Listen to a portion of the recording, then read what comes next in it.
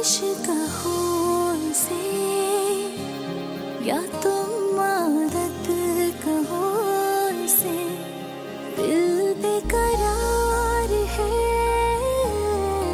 दिल बेकरार है, तो मोहब्बत कहो इसे, ख्वाहिश कहो इसे या तुम आदत कहो इसे, दिल बेकरार है, दिल बेकरार है, तो मोहब्बत कहो इसे, ख्वाहिश कहो इसे या तुम आदत कहो इसे। क्या चाहते हैं आप अब्बा जी? क्या हम अपने बच्चों को यहीं छोड़ दें, वो जिए या मरे, बस आपका दिल बहलाते रहे, ये चाहते हैं आप? आप चाहते हैं कि हमारे बच्चे भी यहाँ जिबा कर दिए जाएं और हम उनकी याद में सिर्फ सड़कों पे शमाएं रोशन करते रहे? करोड़पति है वो, करोड़पति। और दिया क्या? ये टूटा फूटा घर और तुम्हारे जैसी भैंस। पालो जिंदगी भर। कोई वजह नहीं थी आपसे छुपाने की, बस आपको दुख नहीं दे सकते थे। मुझे माफ कर दे, मुझे माफ कर दे।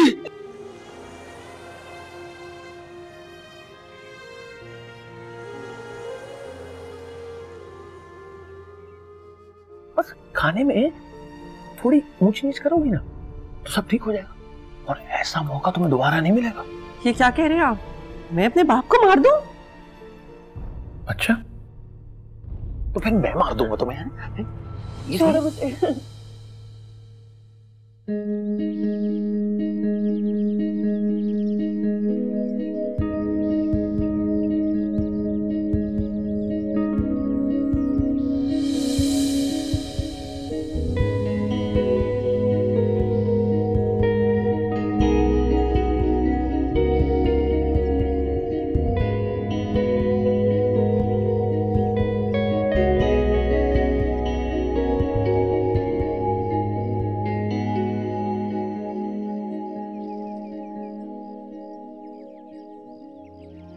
पार्क और प्लेग्राउंड तो अपनी जगह, मस्जिदों का क्या हाल कर दिया इन लोगों ने।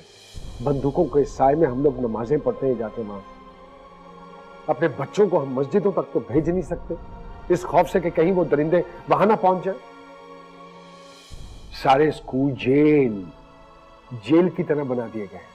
स्कूल बैग्स तक बच्चों के चेक होते हैं। क्या ज़हनियत रह गई इन बच्चों की? क्या है जिंदगी, बताइए मुझे।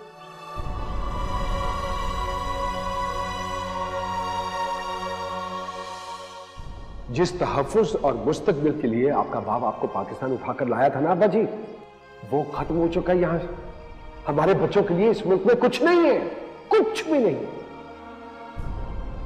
आपके बच्चे आपको बहुत मिस करते हैं। मैं अक्सर यहाँ पार्क में आपको उनके साथ खेलते हुए देखती थी ना।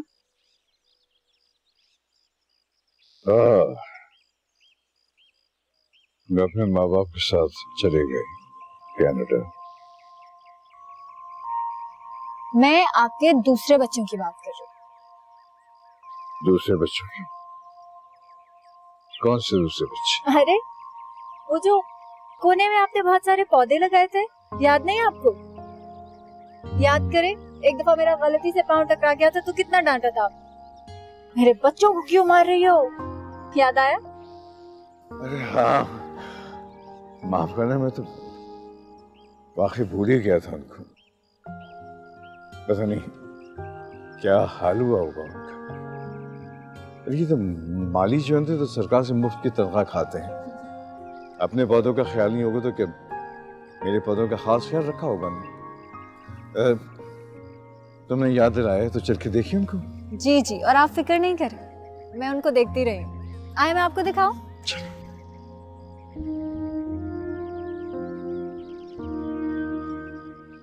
माशाल्लाह माशाल्लाह, तुमने वाकई मेरा बहुत ख्याल रखा है। एक बात बताओ, तुम क्या यहीं आसपास रहती हो? हाँ जी, यही तीसरी गली है ना। उसमें एक घर है, उसके एक पोर्शन में रहती हूँ। वैसे तुम किसी अच्छे मौजू कराने की लगती हो बेटा। ना माफ करना, तुम्हारी उम्र की जो लड़कियां ना, उनको तो सुर्खी पाउडर कपड़े लगते से ही फुर्सत नहीं मिलती है। उनके पास इतना वक्त कहाँ कि वो फूलों में दिलचस्पी दें, उनकी देखभाल करें, तवज्जो दें। मुझे ये आदत मेरे बाबा से आई है। वो भी आपकी तरह बहुत ख्याल रखते थे फूलों का। थे? मतलब तुम्हारे बारे? जी, बस मेरी दुआ है कि जन्नत में भी आजकल यही काम कर रहे हैं।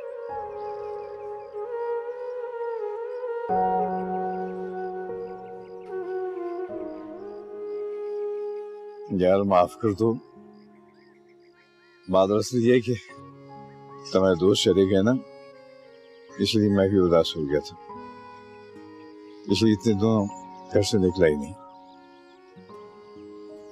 बात सुनो, लगता है तुम्हारी इनसे बहुत गहरी दोस्ती हो गई है। मेरी तो बात का जवाब ही नहीं दे रहे।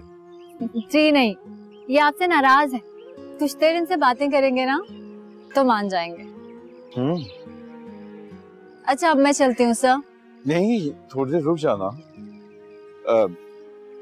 जब हमारी दोस्ती हो जाए ना तो फिर चली जाना। मेरा मतलब है मेरी वे फूलों की तो सिफारिश कर दो ना। मसला ये है कि जब कोई नाराज हो जाता है ना तो मुझे मनाना नहीं आता है। जिसे मनाना ना आता हो उसे चाहिए कि वो किसी को नाराज ही नहीं करे। और मुझे लगता है इन फूलों को मेरी सिफारिश नहीं, आपको बहुत सा टाइम चाहिए। आप इनके पास बैठेंगे ना, टाइम स्पेंड करेंगे, आई एम श्योर जरूर मान जाएंगे, दोस्ती कर लेंगे आप। और मुझे अब जाना होगा, वो नहीं तो वो औरत ना मुझे घर से निकाल देगी। कौन औरत? वही जिसके यहाँ मैं पेइंग गेस्ट के तौर पे रहती हूँ। मैं समझा नहीं, ये क्या होता है? पेइंग गेस्ट होता है कि जिसके घर पे हम मेहमान के तौर पे रहते हैं और उनको पैसे भी देते हैं। बड़ी बड़ी बात है, बड़ी बड़ी औरत है वो, है मेहमान भी रखती है, उससे पैसे भी देती है। हाँ जी, और बहुत सारा काम भी करवाती है। अभी संडे है ना तो सारे घर की सफाई करके आई, झाड़ू पोछा सब कुछ करना होता है। वैसे नॉर्मली तो बस एक टाइम का खाना बनाती हूँ जो हम दोनों खा लेते हैं। अरे ये देख, कॉल आ गई उनकी, अभी थोड़ी देर में ना खुद ही पहुंच जाएंगी। मैं चलती हूँ, फिर मुलाकात होगी। अल्लाह हाफिज। अल्लाह हाफिज।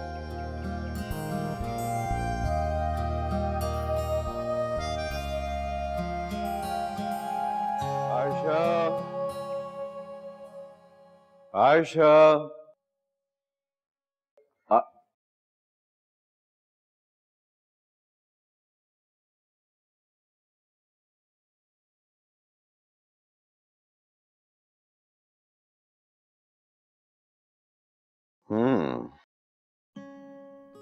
वो एकदम से जानमाज पे बैठ के मुंह छुपा लिया तुमने।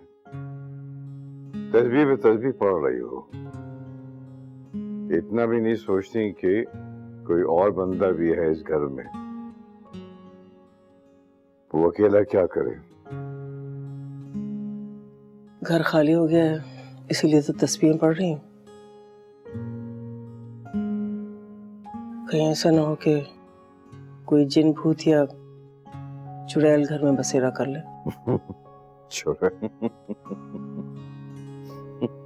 चुड़ैल?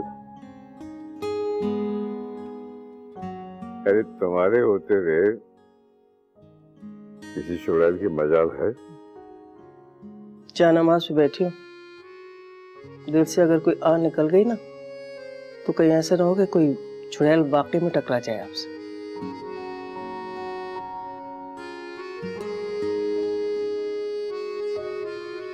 पत्ता पत्ता बूटा बूटा हाल हमारा जाने है, जाने न जाने गुल ही न जाने तो सारा जाने है। मैं आपको पूरे घर में ढूंढती रही हूँ, मुझे क्या पता था आप यहाँ पार्क में चिपक कर रह गए। ओहो, तुम तो इस वक्त से तस्बीह में लगी हुई होती हो, ये आज खिलाफ तवक्को मुझे कैसे याद कर लिया तुमने? वो मुनीब का फोन आया था ना? मुनीब का फोन आया था? अच्छा। हाँ, अल्लाह का शुक्र है साथ खैरियत के सब पहुंच गए वहाँ। शुक्र है। तुम शुरू हो गई होगी उससे मेरी शिकायत करना, है ना, कि वक्त पे खाना नहीं खाते, दवा नहीं लेते।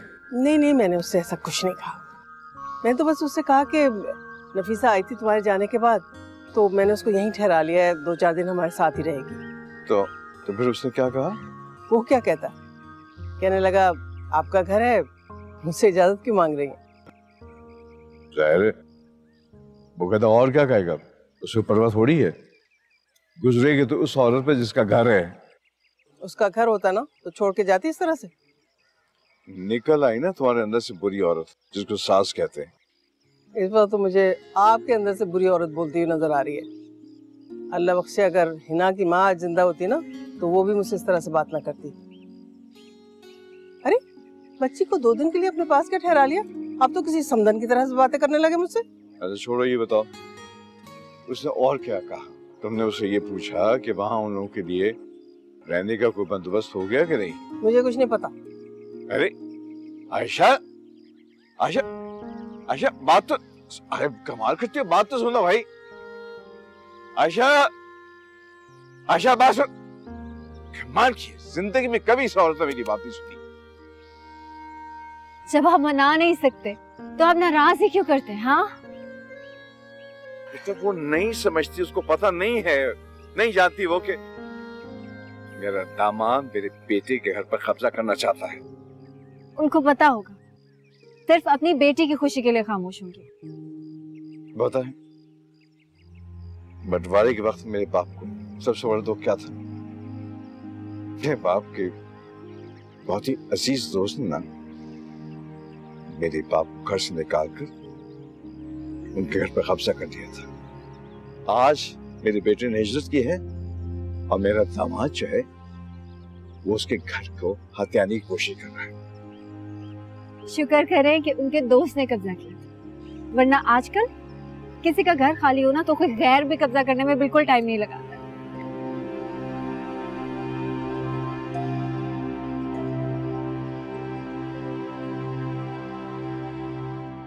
इस तरह रूठ के जाने से हालत और भी बिगड़ जाती है। अरे बात आपको समझ ही नहीं आ रही? मैं शौहर नहीं हूं इसका, कोई मियां बीवी का ताल्लुक नहीं है हमारे बीच में। चले आपकी तसल्ली नहीं हो रही ना तो मैं सब कुछ खत्म कर देता हूं, मैं तलाक देता हूं इसे। खबरदार! ख्वाहिश कहो इसे या तुम आदत कहो इसे, ख्वाहिश कहो इसे या तुम आदत कहो इसे। भाई जब मैं बोल रहा हूं मैं पैसे लौटा दूंगा तो इसका मतलब है कि पैसे लौटा दूंगा। तो ये जो तू बार बार फोन कर रहा है इससे कोई जल्दी तो नहीं होगी, ताखीर हो सकती है। और ये जो धमकियां दे रहा है ना भाई, ये तू पैक करके रख ले अपने पास। कराची समंदर है, समंदर, इसमें एक सिम का रिश्ता होता है दूसरों के साथ। अब ये फोन से सिम निकाल के मैं तोड़ के फेंक दूं तू तो मुझे ढूंढता रहेगा दुनिया भर में। हाँ ना ना ना ना, मेरा कोई ठिया ठिकाना नहीं है भाई। और जिस मेरे पुराने घर के दरवाजे पे तू खड़ा है ना वो मैंने बेच दिया। क्लिफ्टन में बंगला ले लिया मैंने, 2-2.5 करोड़ की मेरी इन्वेस्टमेंट है। तेरे 2-2.5 लाख रुपए खाऊंगा अब मैं। हाँ अभी आइंदा फोन मत करना भाई। पैसे अगर लेने तो तसल्ली रखो, जैसे मेरे पास पैसे आएंगे तुम्हारी जान की कसम तुम्हारे मुंह पे मारूंगा लाके मैं। हाँ बस रखो अब। हाँ हाँ, अरे यार तू भी नोट्स बनाता रहेगा या कोई उठवाएगा सामान? तो तुम अब मालिक बन गए उस बंगले के, हैं? 2.5-3 करोड़ में खरीद लिया तुमने इस बंगले को। चरकड़े मर गया हूं मैं, मर गया हूं जो मेरे बेटे की जायदाद पे तो कब्जा करने लगा है। बात सुन मेरी, इस कबाड़ी ने सामान का जो सौदा किया ना, हाथ तोड़ दूंगा जो किसी न का सामान को हाथ लगाया। देख इकबाल, बहुत बर्दाश्त किया मैंने, आज के बाद अगर तूने यहां कदम भी रखा ना तो टांगे तोड़वा दूंगा मैं। दफा हो यहाँ से।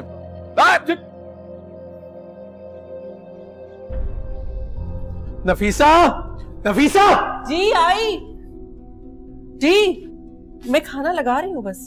तो बैठ के ठूसो, मैं जा रहा हूं हमेशा के लिए। अब तुम जानो, तुम्हारी बेटियां जाने और तुम्हारे माँ बाप जाने। क्या हुआ है? ऐसा क्यों कह रहे हैं आप? अरे मैं तुमसे कह रहा हूं, मेरा और तुम्हारा कोई ताल्लुक नहीं रहा। शौहर नहीं हूं मैं तुम्हारा। अब तुम बेटी हो आयशा और अहमद अली की। बस जो बोझ 12 साल पहले इन्होंने मेरे ऊपर लादा था ना, आज फेंक रहा हूं मैं उसे। क्या कह रहे हैं आप? क्या कर दिया है मैंने? मुझे समझ नहीं आ रहा, हुआ क्या है? और तो तुम कर क्या सकती हो? कर भी क्या सकती हो तुम? खाने पीने और सोने के अलावा तुम्हें कुछ काम है? भैंस। बस बहुत पाल लिया मैंने तुम्हें, अब तुम इनकी जिम्मेदारी हो। क्या बात है इकबाल बेटा, इतने खफा क्यों हो रहे हो? हुआ क्या है? फैसला कर लिया मैंने है? ये जो मवेशी आपने 12 साल पहले बांधा था ना मेरे साथ, अब आपकी खोटी से बांध के जा रहा हूं मैं। अब आप संभालें इसे, और ये आपकी बेटी है। ये क्या कह रहे हो तुम बेटा? ऐसा इसने क्या कह दिया जो तुमने इतनी बड़ी बात कह दी? ये बड़ी बात मुझे बहुत पहले ही कर देनी चाहिए थी। उसी दिन कर देनी चाहिए थी जिस दिन मामू जान ने मेरा हाथ पकड़कर जबरदस्ती इससे मेरा निकाह करा दिया था। आज वापस कर रहा हूं आपकी बेटी। तो पहले तुम्हारी बीवी और फिर हमारी बेटी है। बीवी? मैंने इसे कभी अपनी बीवी नहीं समझा। अरे ये तो मेरे काबिल ही नहीं थी। मैं तो आप लोगों का खाया हुआ नमक हलाल करता रहा और आपकी बेटी समझकर इसे पालता रहा। लेकिन हुमायूं जान, आपकी जान की कसम, इतना नमक नहीं खाया था मैंने जितना जहर इसने मेरी जिंदगी में घोल दिया। अच्छा बेटा, कोई बात नहीं। अगर इसने कुछ ऐसा वैसा कर दिया है तो मैं इसकी तरफ से माफी मांगती हूँ। माफी मांगो।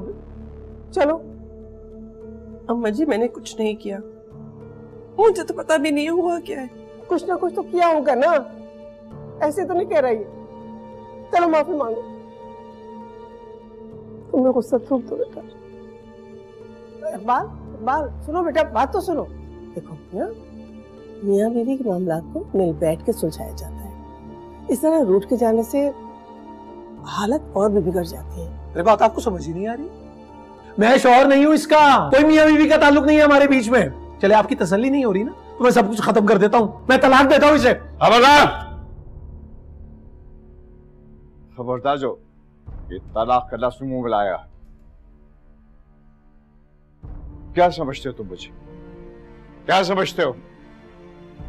तुम समझते हो कि मैं उस तरह का बाप हूं जो तुम जैसे एहसान फरामोश दामादों के आगे हाथ जोड़ते हैं, जो अपनी बेटियों के घरों को बचाने की खातिर गिड़गिड़ाकर उनके इशारों के आगे भीख मांगते हैं?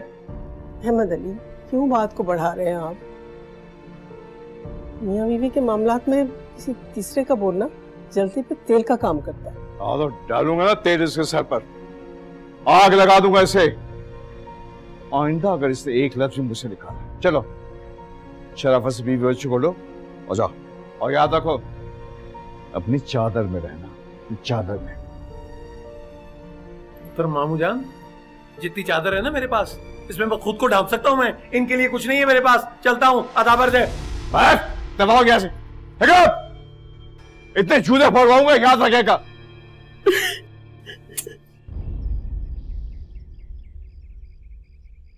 काफी सख्त रिमार्क्स दिए और कहा कि क्या रियासती इदारे सिर्फ एक शख्स के लिए ही काम कर रहे हैं?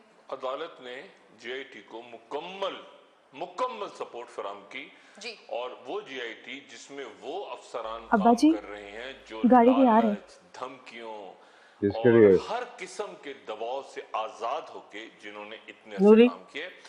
और ले जाके गाड़ी में रखो, मैं जा रही हूँ। कहाँ जा रही हो? अपनी बेटी के घर।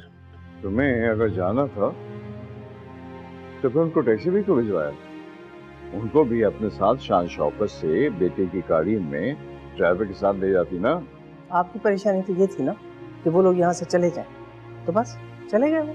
अब आप आराम से बैठकर अपनी नई खबरें और पुरानी फिल्में देखते रहे। आपकी बला से आपकी बेटी मरे या जिए। हाथ तो लगा के देखे उसको, वो हाथ ना तोड़ दूं मैं इसके। पिछले 10-12 साल से आपकी बेटी मार खा रही है, आपको पता चला? अब क्या वो आके बताएगी आपको? तुम्हारी वजह से आयशा, तुम्हारी वजह से। तुमने हमेशा उसको खामोश करवाया है। ये तुम जैसी माएँ हैं जिनकी वजह से बेटियां जो होती है ना, वो अपने घरों में घुट घुट के मर जाती हैं, लेकिन मुंह से कुछ कहती नहीं है। और आप जैसे बाप क्या करते हैं?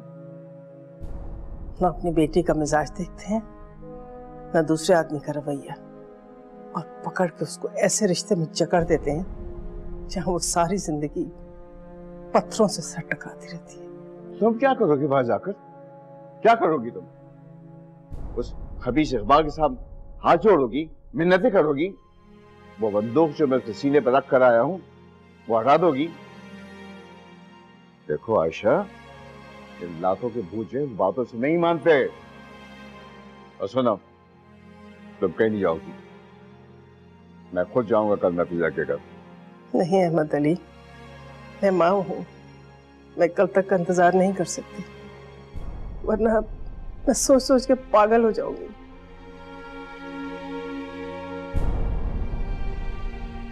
तुम कहीं नहीं जाओगे आयशा। मैं जाऊंगी अहमद अली, जरूर जाऊंगी। बेशक आप गुल खान से कह दें कि वो मुझे भी गोली मार दे।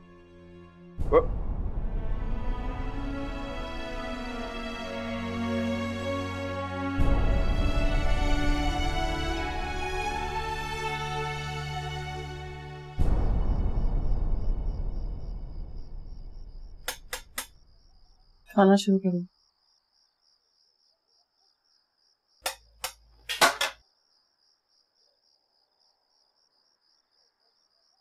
उठा ले सब, उठा लो। कुछ नहीं खाना मुझे तुम्हारे खलीज हाथों से। मेरा कसूर क्या है? मैंने क्या किया है? मैं तो आज तक वही करती रही हूँ जो आप मुझसे करने को कहते रहे। पता तुम्हारा कसूर क्या? तुम्हारा कसूर ये कि तुम इस दुनिया में आई थी। पैदा क्यों हुई थी तुम? वही तो तुम्हारी पैदाइश पर ही एतराज है। अरे तुम ना होती ना तो ये धरती पे बोझ ना होता, आंखें ठंडी होती मेरी, जेब खाली सही। तब तो आप इस रिश्ते पर बहुत खुश थे जब मैं अपने साथ मकान लेकर आई थी, दुकान लेकर आई थी। अगर मैं एक बंगला नहीं ला सकी हूं तो बुरी लग रही हूं आपको? ओह वाह भाई, मैंने प्लानिंग बदल ली अपनी। अब उस बुड्ढे के साथ दूसरी लड़ाई लड़ूंगा मैं। उसने ताकत की जबान में बात की है ना मुझसे, मैं भी ताकत की जबान में जवाब दूंगा उसे। क्या मतलब? क्या करेंगे आप उनके साथ? क्या करूंगा? अरे वही कुछ करूंगा जो इस शहर के अमीरों के साथ मेरे जैसे तरसे हुए लोग करते हैं। बेइज्जती की है ना उसने मेरी, मैं भी बेइज्जती करके घर से निकालूंगा उसे।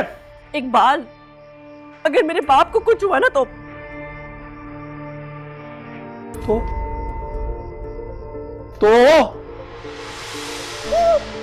मैं ऐसे खामोश नहीं बैठूंगा। तुम्हारी जान की कसम, अपनी बेइज्जती का बदला जरूर लूंगा।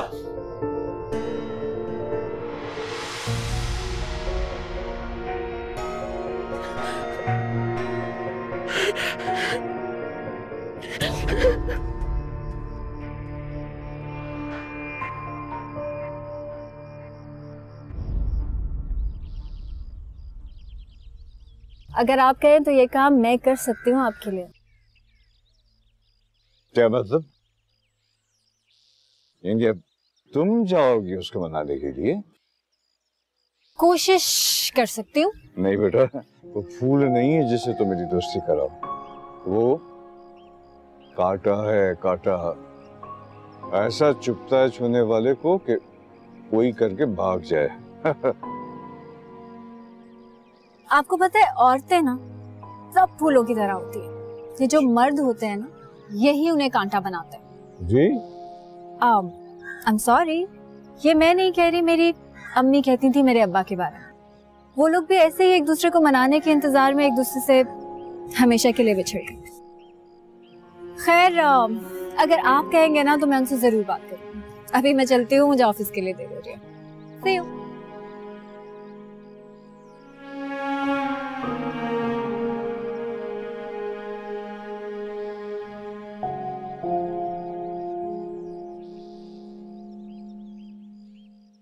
अहमद अली साहब, आपको इस वक्त तस्बीहों की जरूरत है। आप ये किन चक्करों में पड़ गए हैं? भाई साहब, मैं समझा नहीं क्या कहना चाह रहे हैं। क्या मतलब आप? मेरा मतलब है पार्क में वक्त जाया करने की बजाय मस्जिद में बैठकर अल्लाह अल्लाह किया करें। इस वक्त इसी की जरूरत है आपको। तो इसकी जरूरत आपको नहीं है हाजी।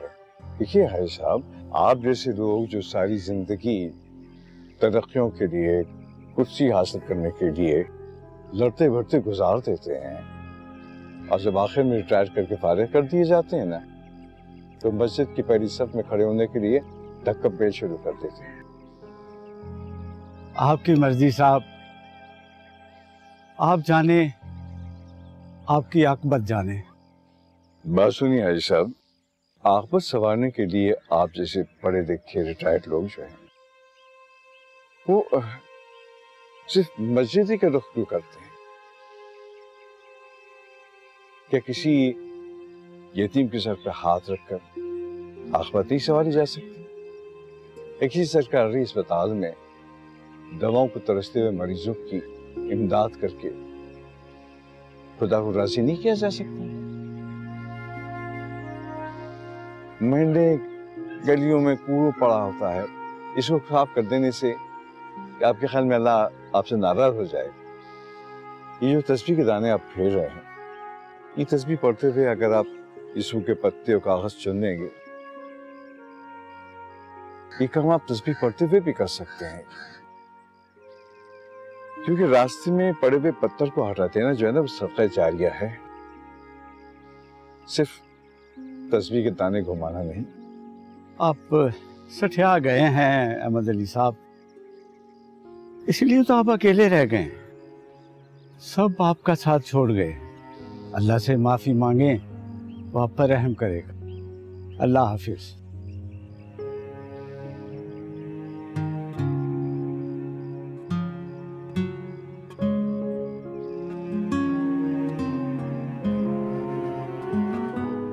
या अल्लाह,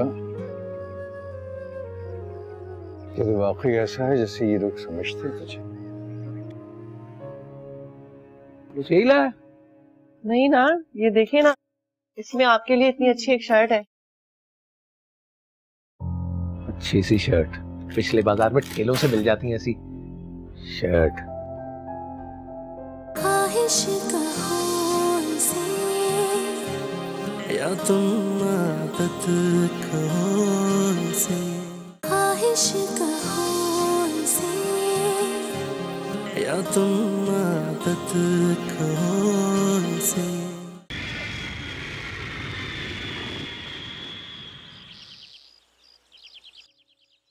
झूठ बोल रहे हो तुम।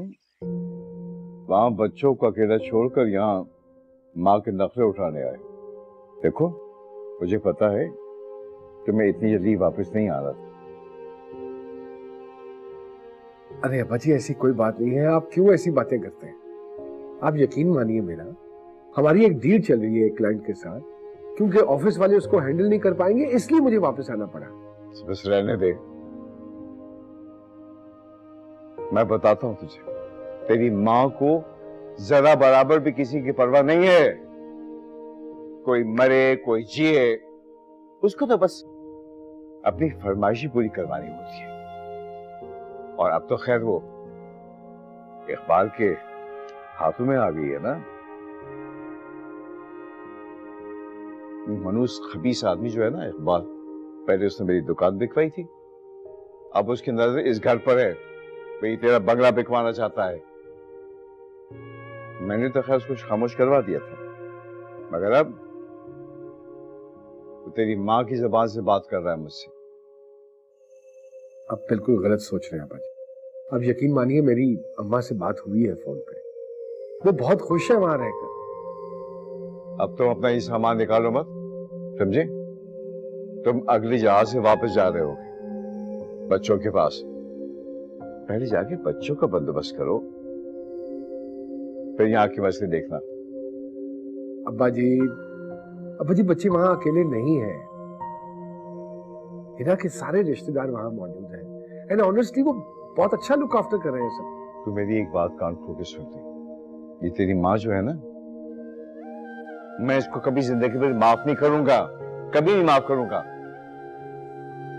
पहले तो मुझे शक था, अब मुझे यकीन हो गया है कि वो अपनी फरमाइशी पूरी करवाने के लिए कुछ भी कर सकती है।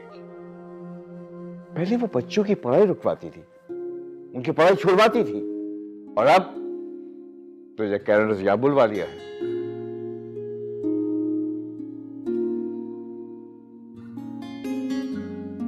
वो नफीसा बाजी का फोन आया है, अम्मा जी आपसे बात करना चाह रही हैं। अरे उससे कहो जरा दम तो लेने दे, अभी आया है, बात कर ले ताकि निकाले वो दिल की भड़ास, मतलब ही खुद गरज औरत।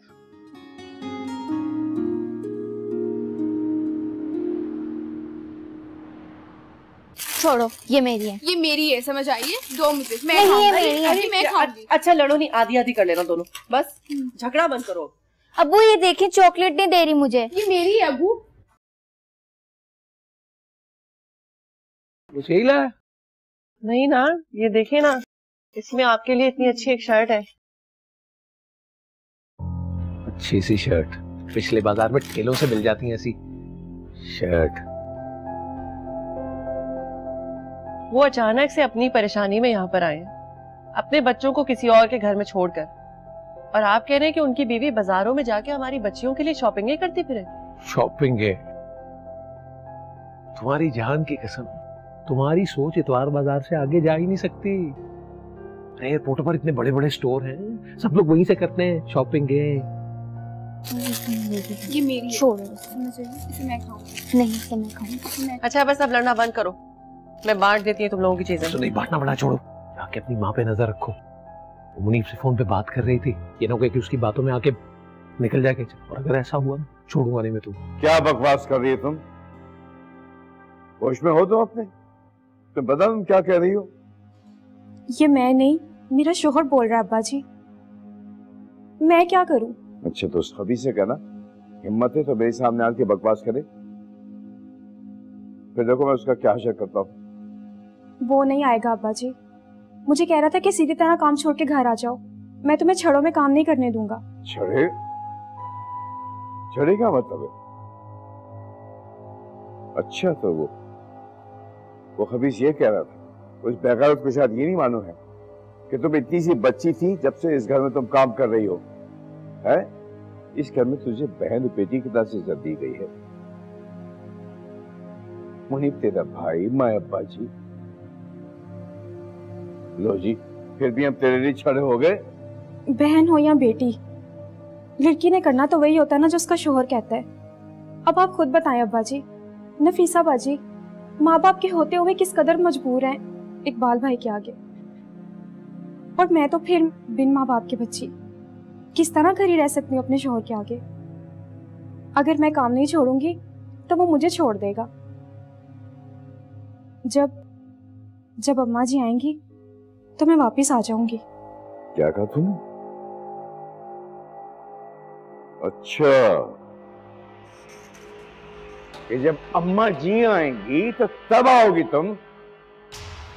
तो तुम भी मिल गई उस बुढ़िया के साथ, ब्लैकमेल करेगी मुझे? तुम्हारी ये मजाक? जगह जाओ, जगह जाओ, दबा हो जाओ, बाप। जिसको देखो दिमाग खराब हो गया है, तो जी जमीन से उगी नहीं हो, हम इनके लिए छड़े हो गए। शर्म गैरत नहीं है, नमक खराब।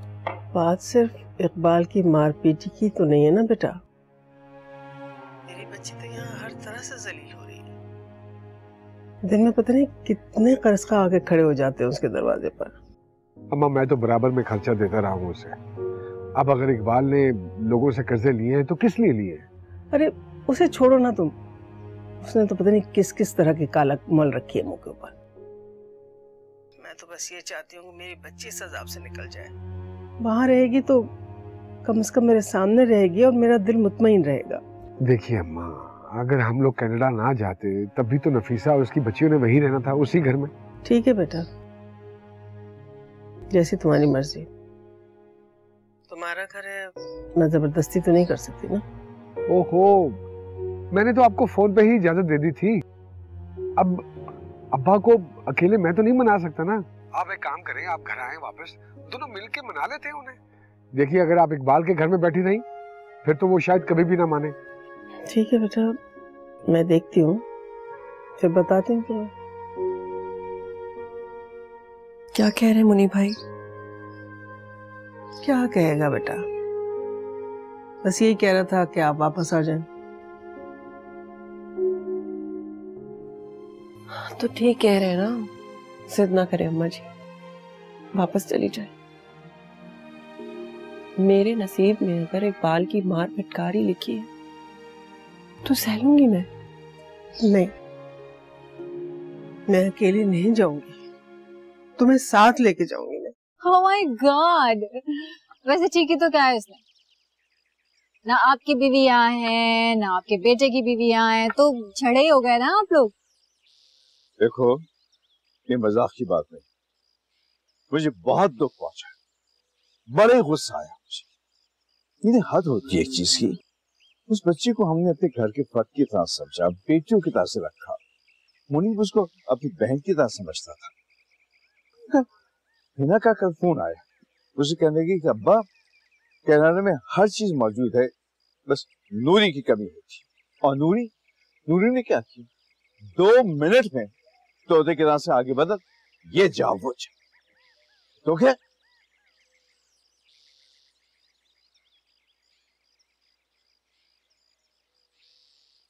यहाँ औरत मर्द की मलकियत होती है।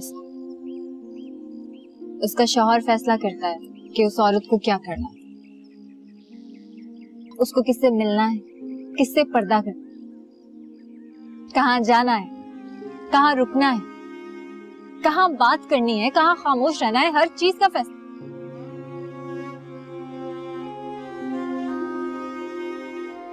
मेरी माँ भी इसी मलकियत के झगड़े में मेरे बाप से अलग हुई थी।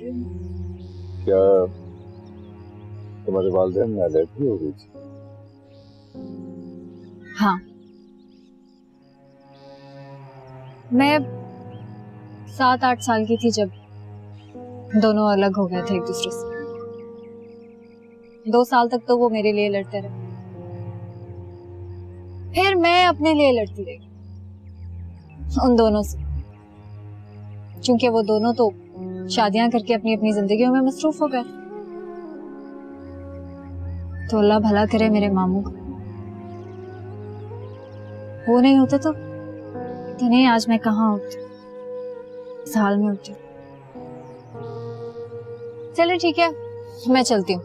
मैंने उस कड़वी औरत को कुछ मीठा बना के देना है ऑफिस जाने से पहले। आनिया जी, तुम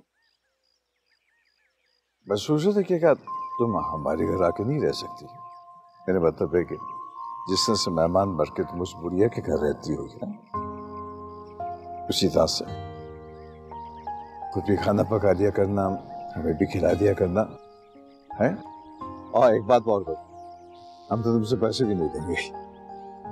देखो ना, तुम्हें वो इतना तंग करती है, चिक करती है, बात बात पे तुमसे लड़ती है, मासियों की तरह तुमसे काम भरवाती है और पैसे भी नहीं देती।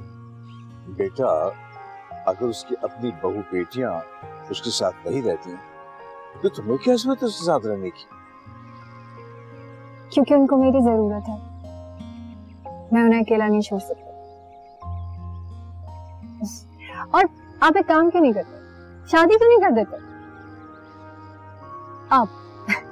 I mean, अपने बेटे की। सही कह रही हूँ, छोड़ देंगे मासियों का चक्कर, बहू ले आए अपने लिए। अरे सच ही तो बोल रही हूँ, आजकल रिश्ता मिलना आसान है लेकिन मासी मिलना बहुत मुश्किल। तो चलो ठीक है, अगर पेइंग गैस बनकर नहीं तो फिर हमारी बहू बनकर आकर रहो ना हमारे साथ। अच्छा चलें ठीक है, नॉट बैड, लेकिन आपको पैकेज पूरा लेना होगा। क्या मतलब? मतलब ये कि मेरे साथ आंटी का भी रिश्ता आना चाहिए आपके लिए।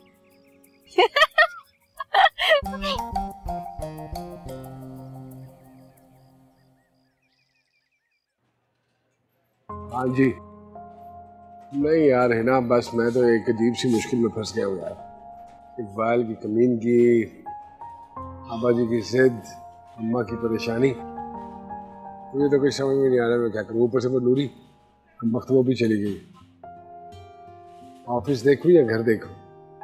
मेरा तो वो वाला हाल हो गया, धोबी का कुत्ता ना घर का ना घाट का। मियाँ कहाँ से रख लूं बंदा, नूरी जैसा कोई मिलेगा?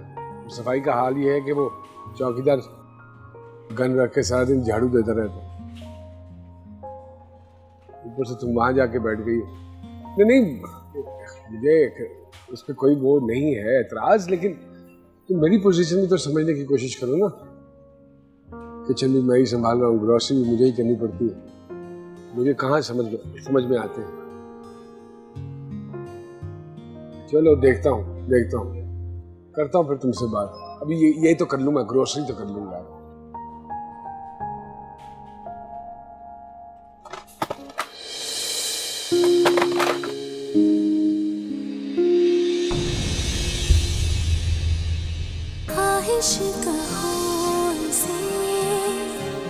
या तुम आदत कहो से, ख्वाहिश कहो से, या तुम आदत कहो से।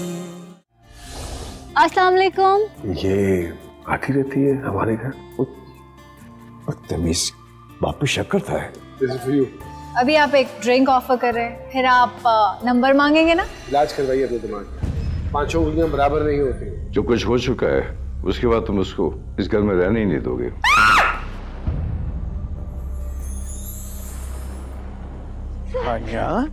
इतनी रात गए सब खैर तो है? इकबाल भाई मैंने नहीं निकाला है उन्हें। तो रख कौन सा लिया? ये जरूरी नहीं है बाजी, अगर ये किसी के खुलूस और एहतराम पे शक कर सकती हैं तो यू नेवर नो, कल को आप पे भी कर सकती हैं। ख्वाहिश कहो से, या तुम आदत कहो से।